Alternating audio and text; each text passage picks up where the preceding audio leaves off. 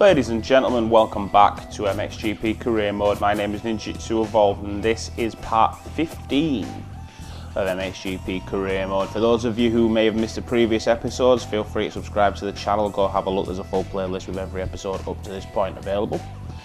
But if you haven't had the chance to go look at those yet, I'll give you 3 seconds, 2, 1. Okay, so last time out at Bastogne in Belgium, we dominated the first race. Well, I wouldn't say dominated, but we won the first race. We took a handy victory. And then in the second race, it was we had the pace to run with the leaders, I think, but there were just a few too many stupid mistakes. So we ended up with a first and a 7th. We pretty much guaranteed the championship. Take a look at the standings. We have an 82-point lead at the top.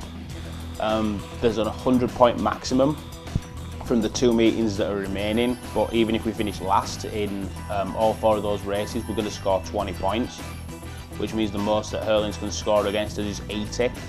So we should still win the championship even if we have an absolute mare from this point on by 2 points. But we can guarantee it mathematically here as we prepare to head to our home GP, Matterley Basin in the UK, in Great Britain. So we're going to go through straight to the meeting, same as usual. As you can see, 3 races, races only, realistic difficulty, pro physics. The only assist is an automatic gearbox. So what we need to do is, in this first race, if Hurlings beats us, we need to limit the number of points that he scores over us to 6.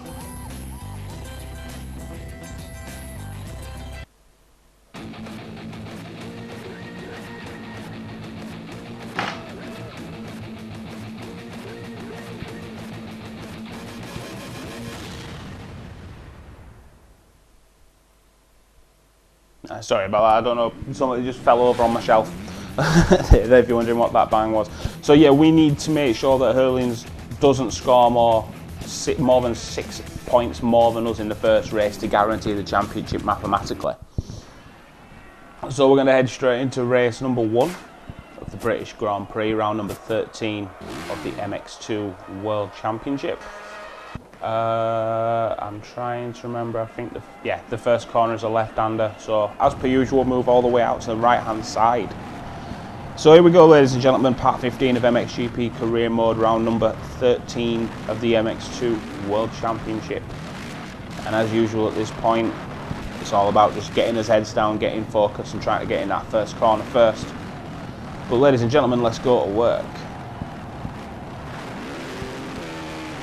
Let's see what we can do. Yeah, decent enough start. Can't remember this first corner at all. You want to say quite a bumpy run into it. Ooh, trying to not get clipped. Meh, shaky start, but we'll take it. Get away in 3rd.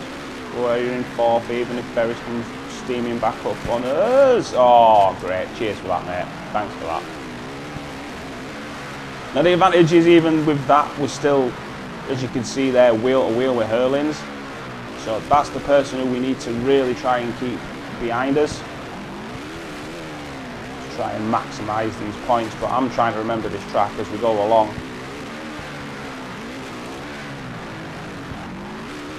Oh, nearly got the rear wheel taken away then. That was close. Running in proximity with some of these guys, it makes you wonder if they're even aware of the fact that you're there.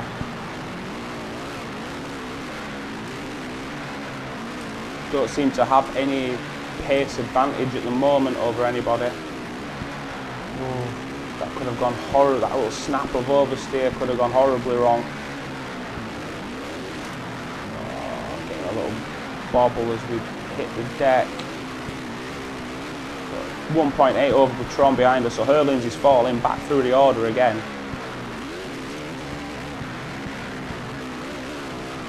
But normally through these faster corners we find on other tracks that we normally can gain a speed advantage over these guys, but they just seem to be absolutely on it today.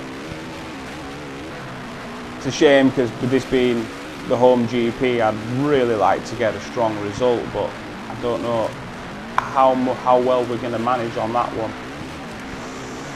Oh, that was a bit of a case. I didn't like that landing. Ooh, tricky little corner that drops away. I wasn't ready for the sharp drop. Hurlings is down in 9th, so we're looking really quite good at the minute to wrap this championship up in the first race. And then from that point on, it's just completing the championship, trying to get as many wins, getting as many points as we can under his belt. Under our belts, sorry, to try and get as good a ride as we can for MX1, because after all, we're going to be world champions. There's no point staying in MX2. I mean, we could defend the title, but it's just going to add an extra season onto this career mode that it's just going to drag it out. You know, we've won MX, we're going to win MX2, or we should do, unless something absolutely horrible takes place.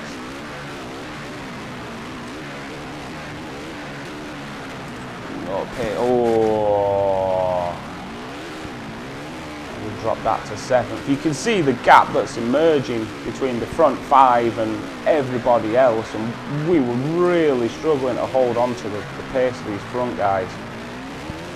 Hurlings is back up into 7th, so he's starting to put a charge back on. That could spell disaster for us later on if he starts coming through at a rate of knots, but I don't think he's going to have enough speed to get in amongst these front boys. Which means all we need to do really is just try and maintain the pace that we're at the minute.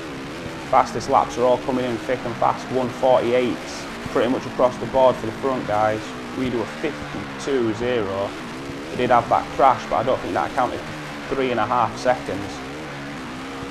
So, as I fear, it just doesn't look like we've got the pace. But that was a nice little corner though. I can feel the pace picking up, it's just we're not getting good landings. And the track is very bumpy. It's not even rhythm sections, it seems very bumpy in places. A few of these jump sections should prove to be easier on the MX1 bike just because of the extra speed we end up carrying, but you can already see the gap. The front 4 have a gap over to Shear. He's got 4 seconds over us. We've got 2 back to Hurlings. So the field towards the front of the pack is starting to get spaced out.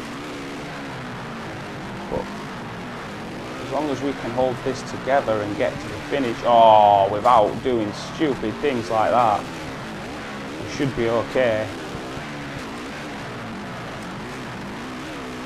Just need to refocus, get the hammer down.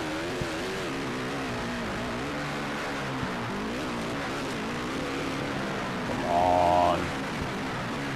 1.2 clear of Patron. So Patron is battling away with Hurlings. That's probably why they're not able to put much of a fight on with us. Tashir is almost 6 seconds clear though. That's not what I was hoping for here today.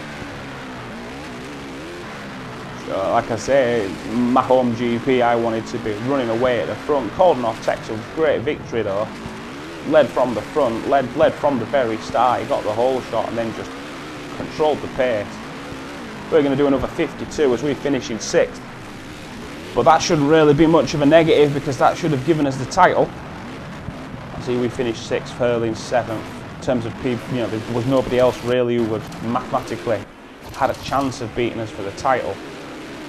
And even if any of them did, if any of the rivals had a chance, they all finished behind us, apart from Max Anstey, who doesn't have enough points to really challenge. But as we prepare to head to the second race of this 13th round of the MX2 World Championship, the British Grand Prix, it looks like we are MX2 World Champions, which is a bonus.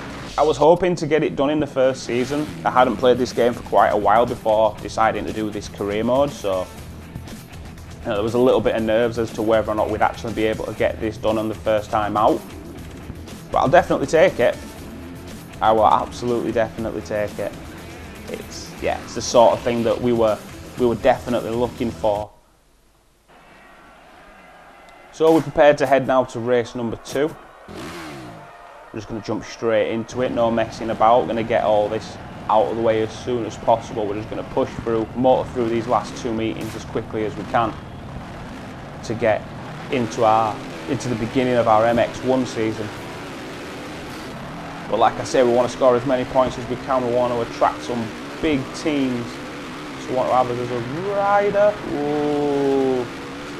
No spaces like there were in the first race to squeeze through. We can stick to the inside and slice his way past a few riders there. Being forced. Oh, and that was it. It was only so long we were going to be able to stay in that position. We go down and someone else has gone down with us. Hurlings has gone down with us. So we've won the title and then we've absolutely duffed him up in race 2. Down in 12th.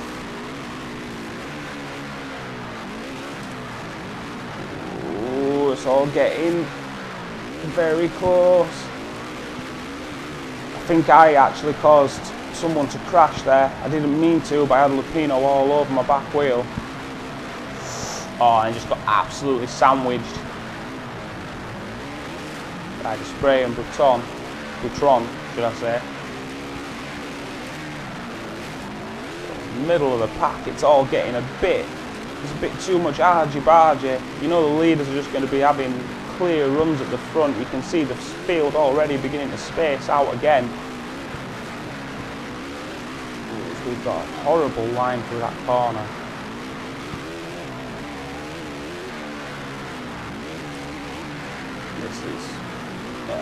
This is not going particularly well. Could be worse, don't get me wrong, could be a lot worse. So I'd probably be very negative if it wasn't for the fact that we've already pretty much guaranteed the championship. Oh, I don't know why the bike suddenly decided to react like that. We slip back to 13th. Ooh, got riders all over us because we're losing speed through all these little jump sections, all the rhythm sections on the track. We don't seem to have any speed.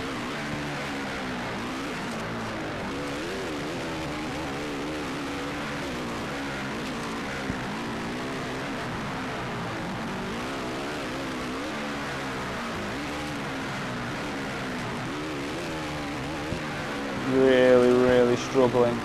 I think this track's going to be, I'd like to say it might be easier on an MX1 bike, but you know, the bike shouldn't be an excuse.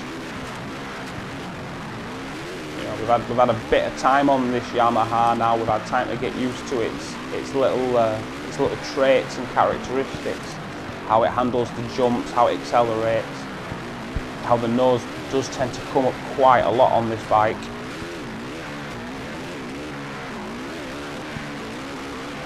You can see with heads down, we're starting to try and close this gap to the front. The guys in front of us are struggling to run the pace of people outside of the top 10. No, it's not. It's far from ideal. Close that gap down to 2.2 to Butron. I don't actually know if we closed that down. That's probably the same gap as it was. I wasn't really paying attention.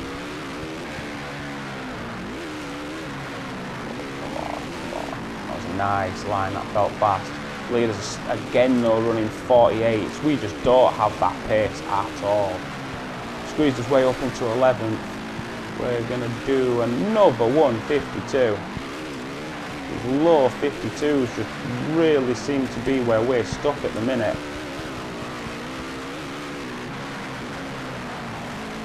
Trying to get through that corner nice and quick. That felt a lot better than previously. Section is awful because you start to turn in as you hit the first bump. It can be easy just to drop the bike. Oh, and then we cut in too much of the corner. Try to take sweeping lines.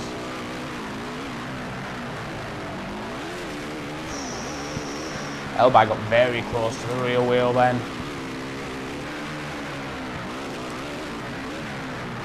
7/10 up on him. We dropped now to 4 seconds, nearly behind Lupino. we can probably, oh, that's awful, that little, oh, and the nose is coming. So the nose starting to come up under traction after we got it wrong through the ribbon section. Another ribbon section that starts on a bit of a corner, makes it difficult to settle the bike and carry the speed. Oh, case the top of the landing again. It's happening with regularity. Gained a couple of tenths over Boutron, but we've dropped nearly a second to the guys in front. Oh, we've dropped the bike again. There goes Boutron, Golovkin, Helby, Atelier. Tille? I'm not sure how you pronounce it. Dean Ferris is going to win. Comfortable victory. Someone's done a 47. A low 47 among the leaders, and I imagine that would be Ferris. We're going to squeeze into 12th. Can we get held by on the line nearly? 12th place for the second race. It's not a strong meeting for us at all in terms of his overall result. But it's not really going to matter as we have as well come to his home Grand Prix and we have our worst result of the entire season with a 9th overall for the meeting. But as I've already said, it's not going to matter. Max Anstey has jumped into second place in the championship, but he is 71 points back as we're the only rider to hit 500, and we will be the only rider. We will be the only rider to score 500 or more this season. So what we'll do is we'll skip on through. There we go though, ladies and gentlemen, as I thought, MX2 World Champion. So we've got one meeting left to go. That's going to be at Teutschenthal. At Teutschenthal? I don't know how you pronounce it. It's basically it's a second German round and the final round of the championship. So we're just going to try and get through all of this. If the game decides to react, I swear I'm getting so annoyed with the game doing this through all the menu screens. Get a nice chunk of fans for his World Championship win. I'll take that, I'm quite happy with that. So we're not going to get a celebration. Cheers, game. Fair enough, we didn't finish on the podium, but we have just secured the title. You'd think that the game would give us some form of celebration, but no. So we wrap it up at the same time as Cairoli does.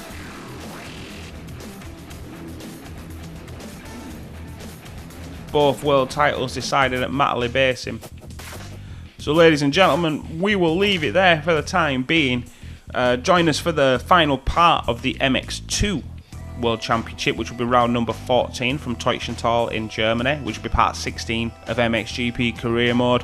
What we'll do is we'll fly through that meeting, and in the next episode what we'll also do is we will select our bike for the MX1 World Championship for the beginning of our campaign.